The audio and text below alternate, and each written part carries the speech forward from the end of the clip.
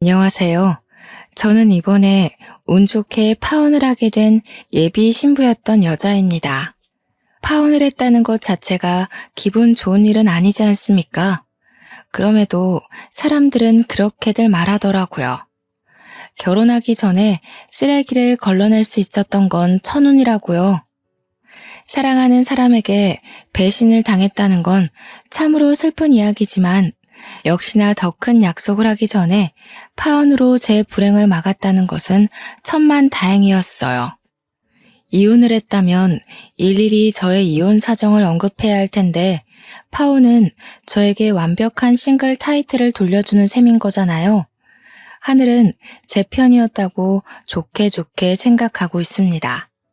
그러니까 제 예비 신랑과 어떻게 파산을 맞게 되었는지 그 사연을 들려드리려고 해요. 당연히 유쾌한 이야기 아니고요. 감동적인 이야기도 아닐 겁니다. 이런 유형의 남자들도 있다는 걸 세상 천하에 공표해버리고 싶어서 찾아왔으니 제 예비 신랑 얘기에 화가 잔뜩 나셨다면 욕 한번 해주세요. 제 예비 신랑은 저와 약혼 관계임에도 맞선을 끊지 않고 저울질을 일삼던 사람입니다. 당연히 처음에는 몰랐습니다. 예비 신랑이 간이고 쓸개고 다 내어줄 것처럼 저를 사랑해줬으니까요. 저와 예비 신랑은 서로 결혼 정년기에 만나서 사랑을 키웠고 결혼 약속을 하게 되었어요. 예비 신랑을 만나기 전까지 저는 결혼을 향한 사람의 욕심이 얼마나 무서운 건지 모르고 지냈습니다. 결혼에 필요한 건 책임감과 경제력, 그리고 사랑하는 마음과 통하는 가치관이라고만 생각했어요. 이러한 조건으로 사람의 과욕이 붙으면 얼마나 인간성이 떨어지는지를 예비 신랑을 통해서 눈으로 봐버렸네요. 저는 예비 신랑뿐만 아니라 예비 시댁에게서도 느낀 경험 때문에 현재도 결혼에 대해 심히 고심하는 중입니다. 제가 예비 신랑을 처음 만난 게 맞선이라고 했지 않습니까? 저의 남편의 맞선은 당연히 서로의 지인을 통해서 이루어졌는데 사실 저는 그때 맞선이란 걸 처음 해봤습니다. 당시가 33살이었어요.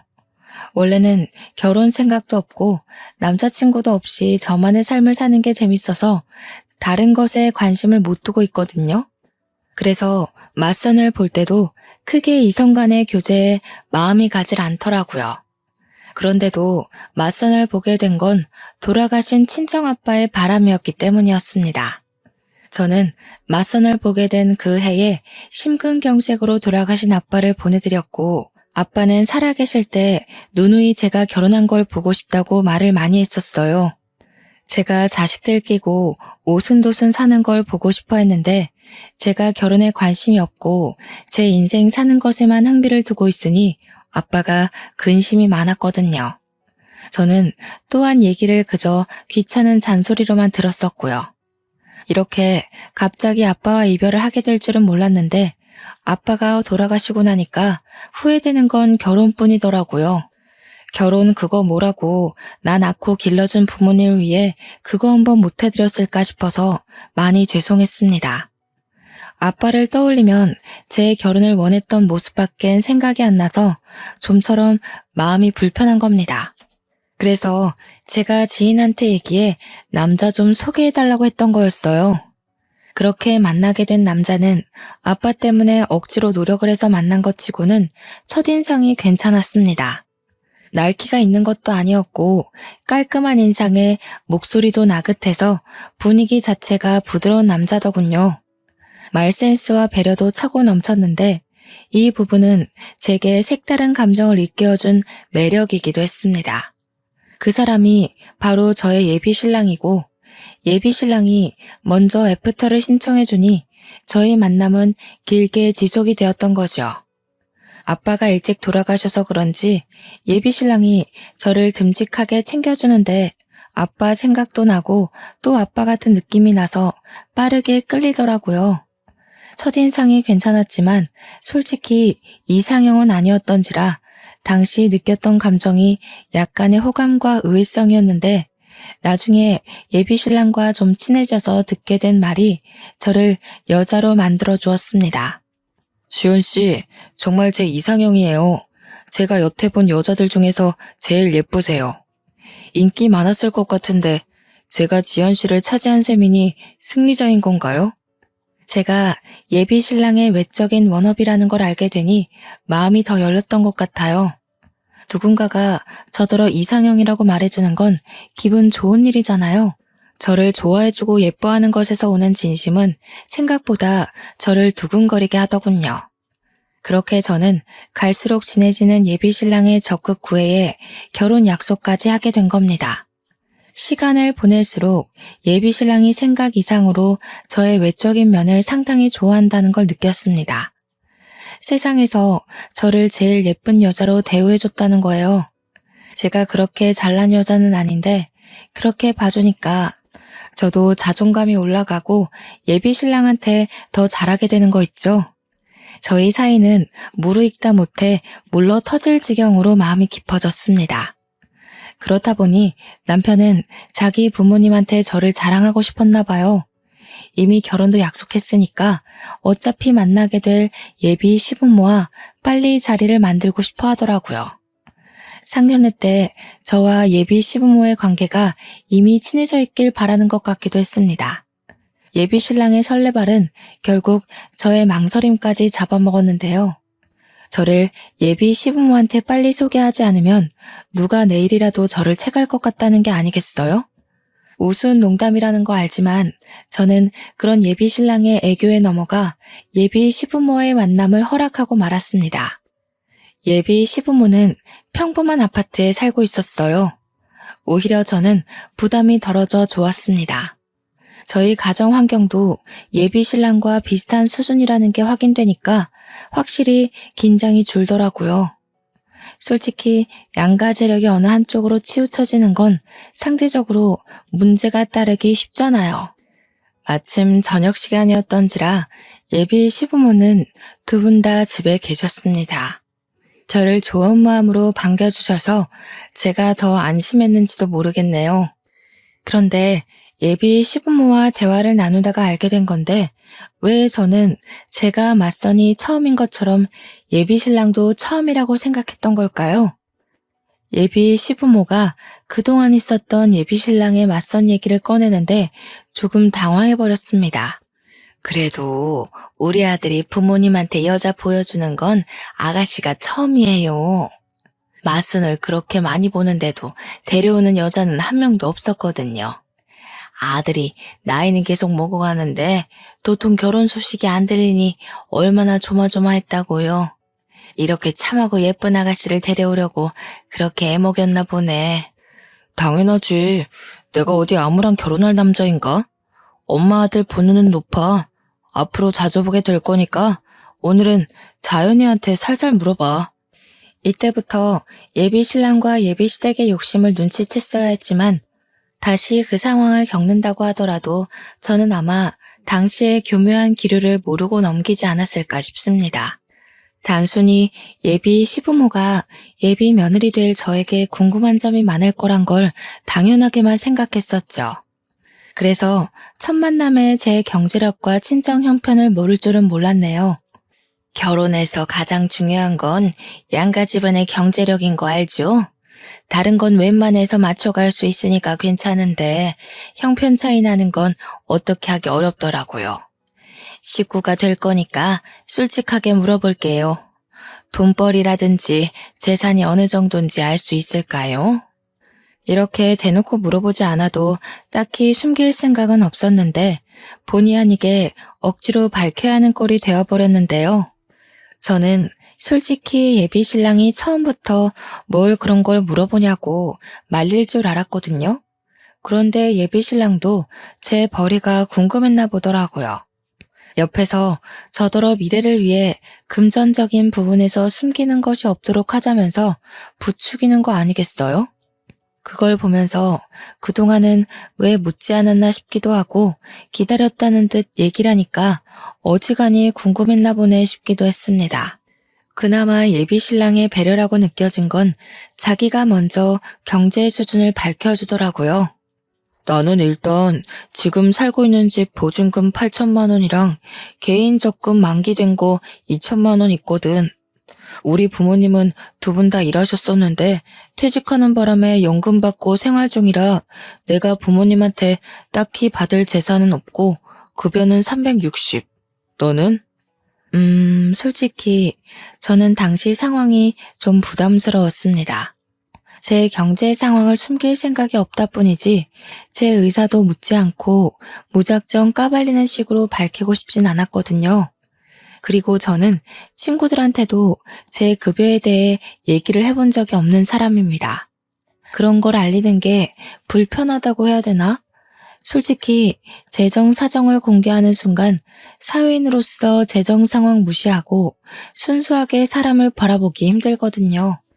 언젠가는 서로의 재정 차이 때문에 감정 상하는 일이 생길 수 있다는 거죠.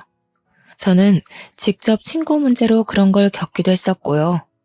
예비 신랑은 정말 한 톨도 빠짐없이 제게 시댁 재정을 낱낱이 공개했는데요. 예비 시댁이 원래 잘 사는 편이 아니라서 혼수나 예단비를 준비할 능력이 안 된다고 하더라고요. 그래서 예비 신랑은 온전히 자기 돈으로 장가를 가야 된다고 했습니다.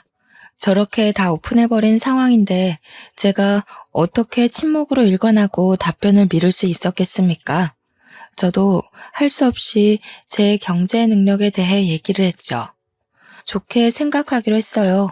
어차피 결혼할 사이인데 같이 가정을 꾸리려면 금전적인 부분을 공유하는 게 그리 잘못된 부분이 아니잖아요. 또 부모님한테 결혼 자금을 지원받을 수 없는 건 저도 마찬가지였고요. 저는 웨딩 플래너 직업을 갖고 있었기에 월급은 250 정도라고 했습니다. 모은 돈 또한 예비 신랑보다 20% 작아서 그렇게 말씀드렸고요. 친정 형편도 예비 시댁이랑 비슷한 수준으로 말했어요. 어쨌든 전체적으로 저는 예비 신랑보다는 못 미치는 수준의 재정이었습니다. 이렇게까지 솔직하게 깐 건 저도 처음이라 마치 발가벗는 기분이었고 어색하고 민망했는데 예비 신랑이 옆에서 고맙다고 말해줘서 후련하기도 했습니다. 그런데 문제는 제가 금전 공개한 이후로 예비 시댁의 대우가 좀 변한 것 같다는 겁니다. 들어올 때랑 나갈 때 예비 신부 태도는 남이 보기 민망할 만큼 바뀌어 있었어요. 식사를 마치고 그만 돌아갈 시간이 되었을 때 제가 간다고 인사를 드리니 예비 시부모는 일어날 생각도 안 하고 앉아서 대강 고개만 끄덕이더라고요. 조심히 가라는 말만 했고 배웅 같은 건 없었습니다. 배웅을 바란 건 아닌데 제가 마음에 들었다면 다음에 또 오라는 말 정도는 해주지 않았을까요? 그런 말도 없으시더라고요. 그냥 조심히 가라는 말이 다였습니다. 찝찝해서 예비 신랑한테 예비 시부모가 날 마음에 안 들어하는 것 같다고 슬쩍 말해보았는데 예비 신랑이 그런 거 아니라고 자기 부모님 평소에도 표현이 서툰 사람이라고 하더군요. 제 생각엔 표현이 서툰 게 아니라 그건 분명 불호인 표정이었거든요. 그렇지만 어쩌겠어요. 예비 신랑 생각해서 그냥 제가 예민했다고 넘겼죠. 그날 이후 한 번씩 예비 시부모의 떨떠름한 태도 때문에 마음에 걸리곤 했는데 제게 중요한 건 예비 시부모가 아닌 거 있죠. 어느 순간부터 예비 신랑 또한 은근히 변한 것 같다는 거예요. 항상 먼저 연락하고 먼저 어디 갈지 데이트 코스를 짜던 사람이 점차 제가 연락해야만 소식을 물을 수 있고 주말에 시간 내서 놀러 가자고 하면 몸이 안 좋다는 핑계로 만남을 미루기 시작했다는 거죠. 초반에는 그러려니 했습니다. 그런데 제 생일마다 이벤트를 해주던 사람이 이번엔 생일인 줄도 모르고 그날 자기가 들고 있는 동호회에 선약이 있다고 하길래 저는 예비 신랑이 저한테 마음이 뜨고 있다는 걸 눈치챘어요. 그날 그게 예비 시댁에서 금전적 부분을 공개했을 때 이유라는 것도 눈치껏 알아차릴 수 있었고요. 언제 한번 예비 신랑이 연애 초창기에 달콤한 말을 가정한 속내를 밝힌 적이 있었는데 갑자기 그 말이 불현듯 생각나더라고요. 나는 부부가 된다면 부부끼리 서로 도움을 받을 수 있는 관계였으면 좋겠어. 한쪽이 일방적으로 애써야 되는 관계 말고. 저는 당시 그 말이 부부관계의 감정적 요인을 말하는 걸로 이해를 했습니다. 그런데 지나서 생각해보니 그게 아니라 금전적인 부분을 말하는 거였겠네요. 제가 콩깍지에 눈이 멀어 예비 신랑의 말을 곧이곧대로 들은 것을 탓해야지 누굴 탓하겠습니까? 당시만 해도 예비 신랑의 변한 태도가 제 경제력 때문이란 것에 완전한 확신은 없었고 그 방향으로 촉만이 기울고 있을 때였는데요. 정말로 우연찮게 발견한 장면 때문에 이 남자가 저를 향한 마음이 끝났다는 걸 확신했죠. 일하는 도중 우리 회사 1층 카페에 갔다가 예비 신랑을 발견했거든요. 제가 직업이 웨딩 플래너라고 얘기는 했지만 우리 회사 위치를 말한 적은 없는데 예비 신랑이 제 회사로 찾아왔더라고요. 카페 한쪽에 앉아있길래 놀라기도 했고 반가워서 인사를 하려고 다가갔습니다. 그런데 예비 신랑과 같이 있는 일행을 보고는 숨는 걸 먼저 택했어요. 예비 신랑이 웬 아가씨와 대화 중이었거든요. 그 아가씨 앞에서 예비 신랑은 저와의 연애 초창기에 보여줬던 웃음을 짓고 있었습니다. 저는 당시 안 본 지 오래되었던 그 웃음을 다른 여자한테 보여주고 있는 걸 보는데 육감이 바로 반응하더라고요. 누가 봐도 남녀의 맞선 장면이었지만 처음엔 예비 신랑을 이해하려고 했습니다. 예비 신랑이 제게 마음이 떠났다고 느꼈음에도 우리가 정식으로 헤어진 것이 아니잖아요. 결혼까지 약속한 사이인데 뒤에서 딴수작을 부리는 게 비상식적인 행동이라 생각해서 예비 신랑을 믿으려고 했다는 거예요. 그러려면 제가 그 둘의 만남이 어떤 목적인지 확실히 알아야 될 것 같다고 생각을 했습니다. 그래서 더 가까이 다가갔고 다가갈수록 둘의 대화에서 한두 번 만난 사이가 아니라는 게 들렸죠. 둘의 관계가 예사롭지 않다는 걸 확실히 들은 저는 더 이상 숨지 않고 예비 신랑에게 모습을 드러냈습니다. 자기 여기서 뭐해? 나한텐 회사 미팅 있다고 연락하기 어렵다더니 미팅 주제가 데이트 코스인가 봐? 온통 커플 여행 얘기뿐이네. 예비 신랑은 저를 발견하자마자 까무러치게 놀라면서 벌떡 일어났습니다. 황급히 저를 데리고 다른 곳으로 달아났죠. 그 와중에 잠깐 돌아봤던 저는 예비 신랑과 있던 아가씨와 눈이 마주쳤어요. 저와 아가씨는 서로의 얼굴을 보고 더 놀랐어요. 그 아가씨는 다름 아닌 저와 같은 플래너인 2년 후배였습니다. 저희는 서로 집도 드나들 만큼 제법 친한 사이였어요. 그 후배도 예비 신랑과 저를 보고서 당황하는 것 보니 예비 신랑에게 저의 존재가 있었다는 걸 몰랐던 눈치 같았습니다. 후배 일은 나중에 언제든지 대화 나눌 시간이 있으니 우선은 예비 신랑의 변명을 들어보는 게 먼저였습니다. 저를 구석으로 내몬 예비 신랑을 마주하면서 저는 어디 말해보라는 식으로 침묵하고 있었어요. 갑자기 불쑥 끼어들면 어떡해. 거기 나만 있는 자리였어? 뭘 오해하고 있는지 모르겠는데 그런 거 다 아니니까 괜히 쓸데없는 생각하진 말고. 일단 나중에 얘기하자. 어렵게 얻어낸 기회라서 너랑 이러고 있을 시간이 없어. 어렵게 얻어낸 기회? 저 여자랑 맞선 보는 기회가 왜 임자 있는 당신한테 필요한 건데? 내가 정말 둘이 하는 얘기 못 들었을 거라 생각하나 봐? 언제부터 만난 거야? 한동안 나랑 만남 미뤘던 이유가 저 여자 때문이었어?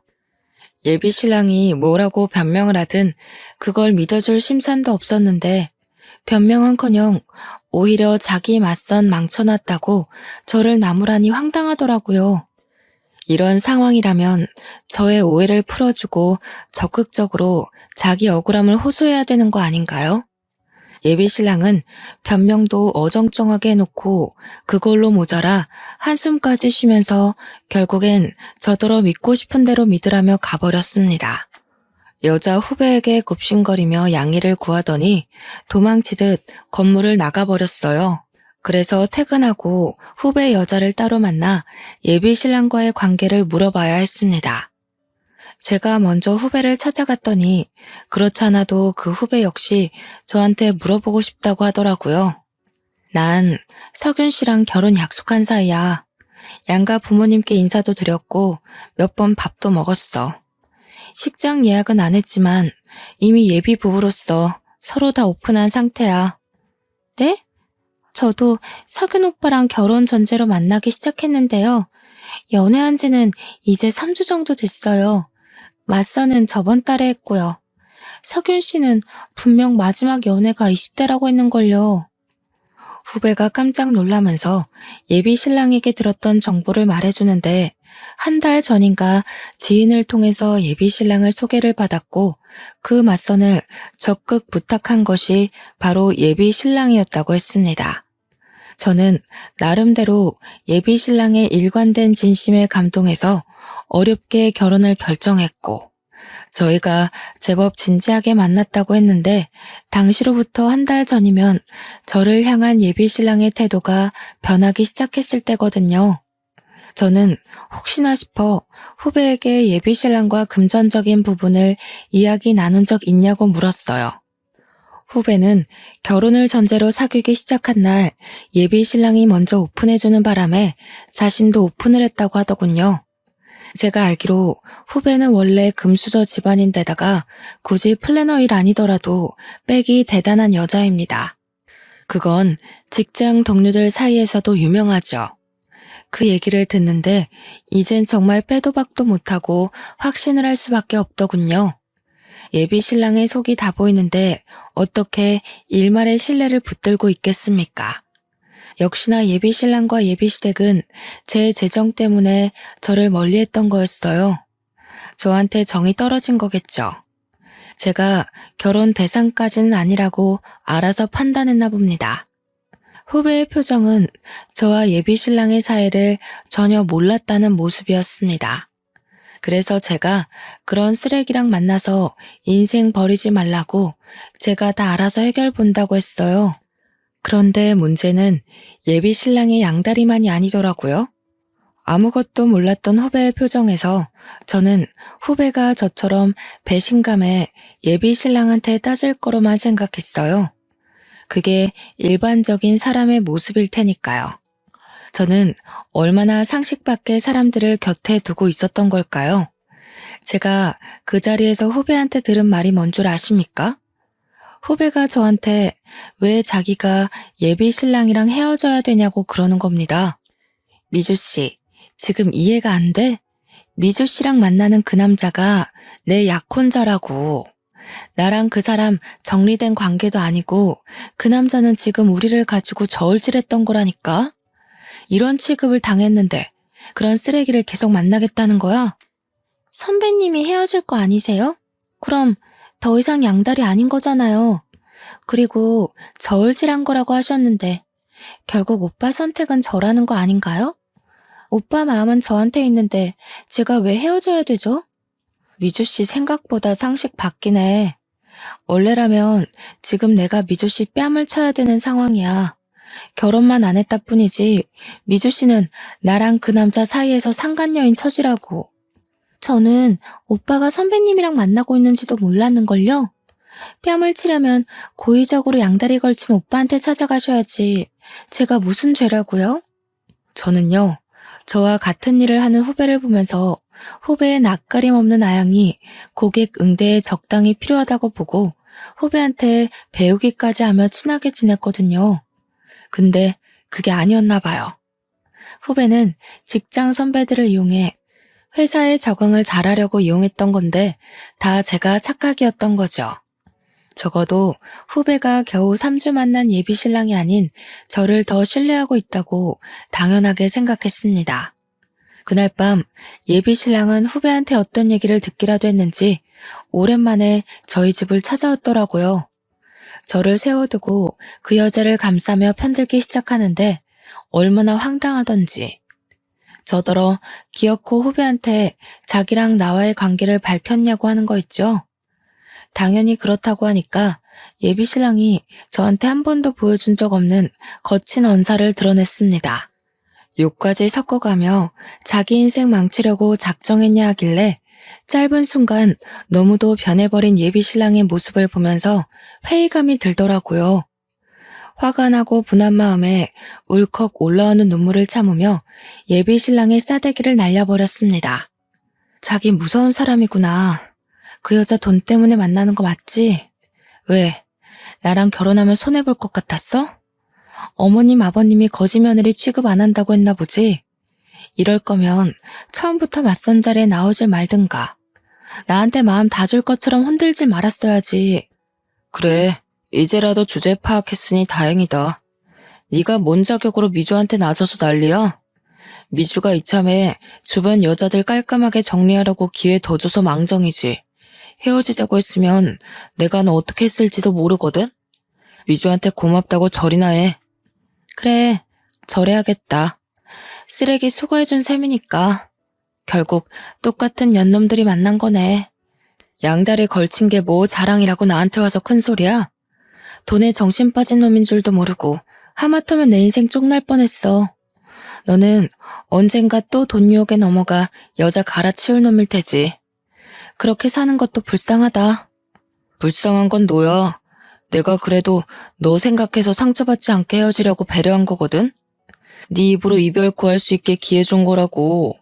그런데 미련하게 눈치 못 채고 기다리기만 하더니 결국 내 앞길을 해방해? 미주 생각해서 이 정도로 넘어가는데 앞으로 미주한테 나와의 관계에 대해서 뭐라도 되는 것처럼 짓거리지 마. 난 너 이미 떠난 지 오래야. 예비신랑은 저한테 손찌검을 할랑말랑 참다가 속풀이만 하고서 돌아갔습니다. 그날로 저와 예비신랑의 관계는 종결났고 저는 끼고 있던 반지를 갖다 팔아버렸어요. 직장에서 후배를 만나도 비즈니스 대화 말고는 인사도 안 하며 지냈습니다. 후배는 벌써 예비신랑과 약혼 반지를 나눠 꼈더라고요. 그걸 보는데 배알이 뒤틀리기보다는 안타까운 거 있죠. 조만간 저 여자 약혼 반지도 쓰레기통 신세가 될 거라 확신하고 있으니까요. 그렇게 저와 예비신랑이 헤어진 지 4달이 지났을까? 제가 아주 기막힌 장면을 목격했지 뭡니까? 직원들의 락커가 같은 곳에 있기 때문에 점심시간이나 퇴근 후는 어쩔 수 없이 근접거리에서 마주할 수밖에 없거든요. 후배가 손가락에 있는 약혼 반지를 빼더니 회사 내 카페에서 남자를 만나고 있는 게 아니겠어요? 딱 봐도 스킨십이 자유로운 게 예사로운 관계가 아닌 듯 보이더라고요. 당연히 그 남자는 예비신랑이 아니었고 보니까 후배가 예비신랑과 새 남자를 두고 저울질하고 있는 듯 했습니다. 저랑 상관없는 그 일을 이렇게 언급하는 이유는 후배의 양다리 때문에 저한테마저 어처구니 없는 일이 생겼다는 겁니다. 후배의 양다리를 목격한 지 2주가 지난 시점이었어요. 퇴근을 하고 집에 갔더니 예비신랑이 저를 기다리고 있는 거 아니겠습니까? 저를 발견한 예비신랑은 서둘러 제 앞으로 다가와 다짜고짜 아스팔트 위에 무릎을 꿇었습니다. 자기야, 내가 잘못했어. 내가 자기 같은 정직한 여자를 두고 정신이 나갔던 거야. 미주 걔가 아주 대바라졌더라고. 글쎄, 우리 부모님한테 집안꼴이 개꼴이라고 대놓고 욕을 하는 거 있지? 우리 부모님한테서 무슨 마른 곰팡이 냄새가 난다고 하면서 얼마나 건방진 태도를 보이던지. 심지어 나더러 대릴 사유를 하라고 하잖아. 남자가 어떻게 여자 집에 들어가서 지내? 모양 빠지게. 내가 당장 꺼지라고 해버렸어. 잘했지? 뭐 하자는 거야? 너랑 네 집이 그런 꼴 당하게 나랑 뭔 상관이라고 찾아와서 행패야. 경찰에 신고해버리기 전에 너나 꺼져. 자기야, 정말 미안해. 내가 결혼을 잘 몰라서 그랬어. 돈이 다가 아니더라고. 솔직히 처음엔 돈 때문에 너 만나면서도 맞선 못 끄는 거 맞아. 그런데 정작 돈 많은 여자 만나니까 심성 고운 여자를 만나야 된다는 걸 깨우쳤어. 내가 부족한 놈이라 그래. 몰라서 그랬어. 한 번만 용서해주라. 나 너 없이는 안 돼. 이미 엎질러지고 말라 비틀어진 물을 다시 주워 담으려고 애쓰는 예비신랑을 보는데 짠내 나기는커녕 이게 이 사람의 본질이구나 싶어서 있던 정마저 떨어져 버리더라고요. 상대하기 귀찮아서 예비신랑을 내버려 두고 집에 들어와 버렸는데 예비신랑은 그날뿐만 아니라 다음 날도 그 다음 날도 계속해서 집 앞에 기다리고 있었습니다. 이미 쪽나버린 우리 관계가 고작 저런 행동에 다시 이어질 거라 희망을 갖는 예비신랑의 행동이 웃기기만 하더군요. 그런데 더 황당했던 건 어느 순간부터 예비시댁에서까지 연락이 온다는 겁니다. 처음엔 모르는 전화번호라서 생각 없이 받았어요. 예비 시무라는 걸 알고 나서 얼마나 당혹스러웠는지 모릅니다. 나 기억나지요? 석윤이 엄마입니다. 우리 석윤이가 외동으로 컸는데 어릴 때부터 생전 부모님만 모셨지 연애 한번 제대로 못 해본 놈이에요. 그래서 여자 보는 눈이 참 없어요. 내가 보기엔 아가씨가 며느리상으로 딱 좋았는데 글쎄 이 녀석이 천금 같은 마누라를 못 알아보고 지 복을 뻥 차버렸지 뭐예요. 그래서 하고 싶은 말이 뭔데요? 혹시 해서 묻는 건데요. 석윤 씨가 저 붙잡아 달라고 시킨 건가요? 그런 거라면 저 석윤 씨한테 마음 없으니까 헛고생하지 말라고 제대로 좀 전해주세요. 이렇게 된 거 그냥 말할게요. 석윤이가 아가씨랑 헤어지고 여자를 몇 번 데려왔었는데 다들 정신머리가 영 꽝이더라고. 어떻게 아가씨 같은 여자를 두고 그런 여자를 만난 건지 내 아들이라도 이해가 안 가더라니까.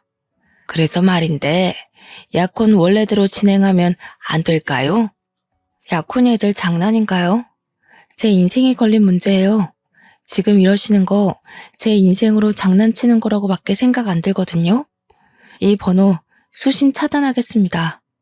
불편하니까 다들 연락하지 마세요. 이날로 저는 이 사람들과의 관계가 끝났다고 생각했습니다. 그러나 이렇게까지 파산나버린 약혼을 제가 다시 생각해본 계기가 있었는데요. 바로 우리 친정엄마에게 암 판정이 내려졌을 때였습니다. 저희 친정 살림이 넉넉한 것이 아니었기 때문에 제 수중에 있는 돈으로만 친정엄마 병원비를 대야 하는데 치료 비용이 만만치 않더라고요. 항암 비용이 원래 생각보다 많이 든대요. 그동안 모았던 목돈을 쓴다고 해도 대출은 필수인 상황이었습니다. 그런데 그때 예비신랑이 제게 단비 같은 존재로 등장을 해줬던 거지요. 예비신랑이 제 사정을 어떻게 알았는지 친정엄마 아픈 걸 알고 저를 찾아왔고 저한테 치료 비용을 보태주겠다고 하는 겁니다. 처음엔 거절했어요. 그 사람 돈을 받을 바엔 있는 대출 없는 대출 끌어모으고 친하지도 않는 친척들 돈을 빌려서 최대한 허리띠를 졸라매며 해결하는 게 낫다고 봤거든요. 그런데 그렇게 되면 저는 엄마 혼자 지내던 친정집을 내놓고 엄마를 연고지에서 낯선 서울 땅으로 모시고 와야 했습니다. 저희 친정엄마는 아빠와 사별을 하고 나서도 살고 있던 단층 주택을 정말 아꼈습니다. 부모님이 돈 모아서 신혼집으로 지은 곳이라 그 주택의 주인은 오롯이 부모님뿐이었죠. 그걸 알기 때문에 저는 그 집만큼은 지켜드리고 싶었는데 치료 비용이 만만치 않다는 걸 엄마도 알았던 건지 엄마가 결국 집을 팔아야겠다고 마음을 먹은 상황이었거든요. 그럼에도 불구하고 예비 신랑의 돈을 받아선 안 되는 거였는데 친정엄마의 상심한 얼굴이 자꾸 제 머릿속을 맴돌더라고요. 이런 사정을 알고 있는 예비 신랑은 제 생각처럼 친정 부모님 집만큼은 지켜야 되지 않겠냐고 저를 설득했어요. 아무 뜻 없이 주는 거야. 한때는 나한테도 장모님이었던 분이셔. 아무리 내가 너랑 끝난 관계라지만 장모님이 나를 아들처럼 잘 봐주셨잖아. 나도 도리는 하고 싶어서 그래. 저도 미쳤던 거죠. 친정아빠를 보낸 지 겨우 1년이 지났는데 친정엄마까지 건강에 적신호가 오니 마음이 많이 힘들 때였어요. 그래서 예비 신랑한테 끝내 흔들리고 말았던 겁니다. 저는 예비 신랑 덕분에 친정집만큼은 지키면서 엄마 치료를 시킬 수 있었어요. 엄마가 입원해 있는 동안 예비 신랑이 알아서 친정엄마를 많이 들여다봐 줬는데요. 그것 때문에 제가 약혼을 다시 생각해보게 된 거였어요. 친정엄마도 저더러 예비 신랑을 다시 만나보는 게 어떻겠냐고 조심스레 권유하더라고요. 친정엄마는 제가 어떻게 헤어졌는지 모르고 있었거든요. 그냥 제가 성격 차이 때문에 파혼했다고만 말했었어요. 엄마까지 예비 신랑과의 재회를 부추기니 솔직히 많이 흔들렸습니다. 예비 신랑의 밑바닥까지 다 본 상황에서 다시 약혼을 생각하는 건 어렵기도 하지만 한편으론 엉뚱한 생각도 들더라고요.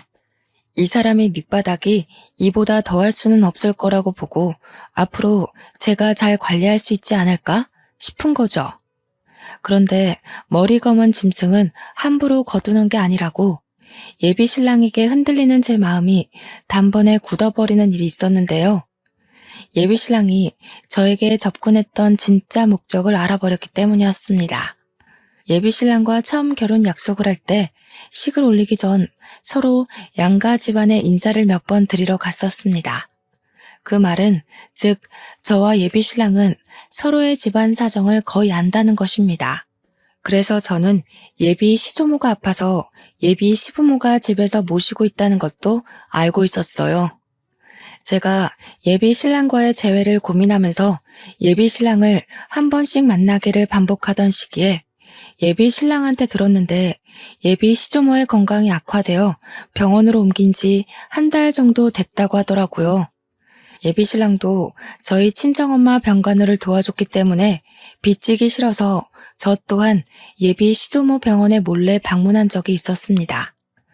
예비 시부모는 저를 돈으로만 봤었지만 예비 시조모만큼은 저를 손녀딸처럼 잘 봐주셨거든요. 그래서 많이 아프다고 하니까 한 번쯤은 인사를 드리고 싶었어요. 그렇게 찾아간 병원에서 저는 삶에 대한 큰 이치를 깨우치고 말았죠.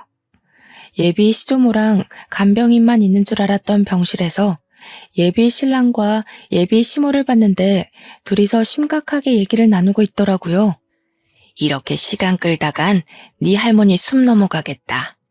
그 집에 치료 비용까지 다 대줬는데 그 아가씨가 너랑 결혼 안 한다고 하면 어쩔 거니? 네 돈만 날리는 거잖아. 차라리 차용증을 받고 빌려주는 걸로 할 걸 그랬나 보다. 다 넘어왔어. 최근에 만났을 땐 먼저 약혼 얘기를 꺼내더라고. 괜히 재촉했다간 잘 차린 밥상 엎어져. 장인어른 사망보험금이 무려 14억이래.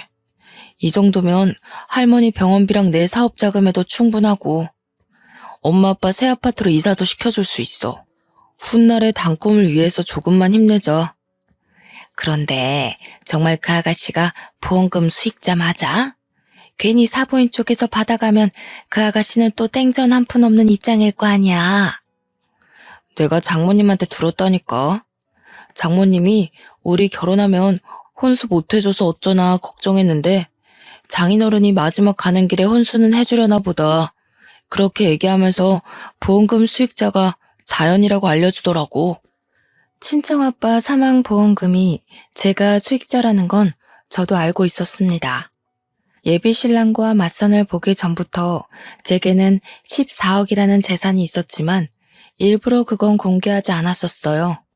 아빠의 목숨값을 그렇게 가벼운 담소 사이에서 오르내리게 하고 싶지 않았거든요. 그런데 아무래도 엄마가 예비 신랑에게 고마워서 결국 고백을 해버렸나 봅니다. 뭐가 어찌되었든 예비 신랑이 제게 회유하는 마음으로 접근했다지만 끝내 그 마음이 다시 변질된 거 아닙니까? 친정아빠의 사망보험금 얘기가 나오자 더는 못 들어주겠다 싶어 저는 병실 문을 열고 들어갔습니다. 저를 보고 놀라는 둘의 표정이 아주 보기 좋더라고요. 저는 들고 있던 꽃바구니에 꽃을 꺼내 예비 시모 얼굴에 패대기 쳤고 그 바구니로 예비 신랑을 죽자 살자 내리쳤어요. 예비 신랑이 아파서 소리를 악악 지르다가 저를 붙잡았습니다. 당신들이 이러고도 사람이야? 사망보험금? 네가 나한테 잘했던 이유가 그거였구나. 짐승반도 못한 것들. 어떻게 사람 힘든 시기를 이용해서 배불리려고 해? 여길 어떻게 왔어? 왜 연락도 안 하고 찾아와? 아니, 그러니까 자기가 뭘 어디서부터 들었는지 모르겠는데 그런 뜻이 아니야. 너한테는 더는 내려갈 밑바닥은 없다고 생각했는데 내려가고 말고 할 게 아니라 아예 밑바닥에서 살고 있는 짐승 새끼였구나. 사람이 이렇게까지 바닥을 기기만 할 줄은 몰랐네. 너 때문에 세상에 이런 사람들도 있다는 걸 알았어. 거머리 짓에는 나이가 불문하다는 것도 아주 잘 알았고. 얘가 어디서 어른한테 이런 몰상식한 짓을 해? 너 지금 나 때렸니? 감히 시엠이 될 사람 얼굴에다 꽃을 던져? 정신 차리세요, 아줌마. 능력이 없으면 사람한테 구걸하고 넙죽 엎드리긴 할 것이지. 거짓골에 자존심만 살아서는 남의 돈이 자기 돈인 것 마냥 그렇게 살고 싶어요? 자식 새끼를 이 정도밖에 못 키운 것도 다 아줌마 업보예요. 거지라는 말도 아깝네요. 이런 쓰레기들은 기생충이라고 불러줘야 되는 건데. 화가 난 예비시모가 제게 손찌검을 하려고 했는데 예비신랑은 그 상황에서도 저를 설득시킬 수 있다고 생각한 건지 예비시모의 손을 자기가 막더라고요. 그러면서 저한테 무릎 꿇고 매달리는데 이미 병원 사람들은 열린 병실문을 기웃거리며 저희를 다 지켜보고 있었습니다.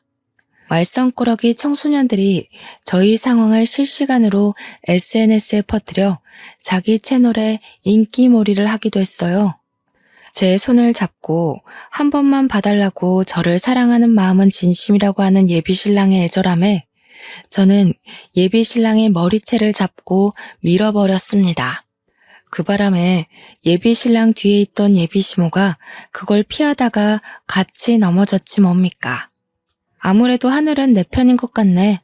이렇게 두 번의 기회나 주니 말이야. 그래, 원래 돈 때문에 양다리 걸쳤던 사람인데 그 개버릇이 고쳐졌을 리가 없지. 어디 또 자존심 세우고 남의 돈 빨아먹는 거머리짓 해봐.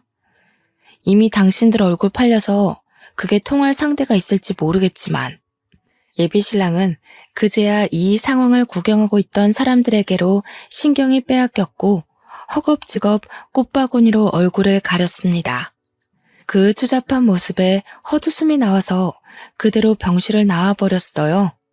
예비신랑이 저를 쫓아오려고 해도 병원 사람들이 예비신랑에게 손가락질하면서 막아주는 덕에 저는 깨끗이 손을 털 수 있었어요. 그리고는 서울 집에 짐을 모조리 챙겨 친정에 내려갔습니다. 엄마는 초기에 발견했던 암인지라 통원 치료가 가능할 정도로 완쾌가 되었어요.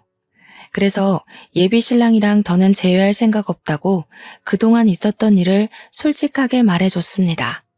친정엄마는 깜짝 놀라면서 가슴을 부여잡더라고요. 저더러 혼자 고생 많았겠다고 다독여주기도 하더군요. 그리고 저는 혹시 몰라서 예비신랑을 상대로 접근 금지를 신청했어요. 고맙게도 예비신랑이 제게 집착하고 연락하면서 계속 집 앞에 찾아왔던 증거들이 넘쳐났기 때문에 신청서 내는 건 어렵지 않았습니다. 그 이후로 더 이상은 예비신랑을 마주하는 일이 없었습니다. 저는 친정집이랑 가까운 웨딩홀에 취직하여 다시 일상을 회복 중에 있어요. 서울이 아니다 보니까 SNS에 얼굴이 팔렸다고 하더라도 저를 알아보는 사람은 없더라고요. 다만 예비신랑은 상황이 다를 겁니다. 예비신랑이 다른 사람 밑에서 사업을 하고 있었는데 자기 개인 사업장 차릴 거라고 인맥을 많이 관리하고 있었거든요. 그 인맥들은 다 인터넷 시장에 빠삭한 사람들이라서 아마 예비신랑의 커리어 문제가 생겼을 거라고 확신합니다. 벌 받은 거겠죠. 하늘에서도 돈에 현혹되어 사람을 이용하는 짓이 얼마나 인정머리 없는 짓인지 알고 있나 봐요. 예비신랑을 통해서 저는 더더욱 행동거지를 조심하고 종이 쪼가리에 인생을 거는 짓은 하면 안 된다는 걸 뼈저리게 깨우쳤습니다. 참, 그리고 예비신랑과 바람났던 그 후배 있잖아요. 한참 제 예비신랑 만날 때 너무 당당하게 연애를 했던지라 주위에서 그 후배를 보는 눈길도 곱지 않더라고요. 제가 친정으로 간다고 그 회사에 사직서를 낸 뒤 후배도 며칠 안 가 사직서를 제출한 걸로 들었습니다. 인생이 참 어려운 것 같으면서도 단순한 것 같아요. 열심히 앞만 보고 사는 사람에겐 꼭 유혹이 생기고 나쁜 것에 현혹되어 쉽게 살고자 하는 사람들에겐 꼭 벌이 따르는 것 같으니 말입니다. 대신 한 가지 명확한 건 있네요. 성실한 사람들은 살아가는 과정에 장애물이 있을지언정 결과만큼은 창대하고, 불성실한 사람들은 과정만큼은 편할지언정 결과는 끝내 미약하다는 거죠. 결혼하기 전부터 진을 다 빼버렸더니 저는 이제 정말 결혼에 대한 욕심이 사라졌습니다. 안 그래도 결혼을 해도 그만, 안 해도 그만이라 생각하다가 예비 신랑을 만나서 결혼을 약속했던 건데, 일이 이렇게 엎어지니 결혼은 얼마나 지옥 같을지 상상이 되더라고요. 돌아가신 아빠의 소원은 들어주지 못할지 모르지만 평생 제가 잘 사는 모습을 보여주겠다고 그렇게 다짐했습니다. 제 결혼은 이렇게 시작도 못 해보고 고꾸라져 버렸어요. 다들 고하게 준비하던 계획이 무너진 순간들 있었는지 모르겠습니다. 분명 힘들고 아플지라도 그것이 내 삶의 끝이 아니라는 것만 기억하셨으면 좋겠네요. 좋은 이야기는 아니었지만 그래도 들어주셔서 감사합니다. 다들 각자의 길에서 행복하길 바랍니다. 긴 사연 들어주신 여러분, 감사합니다.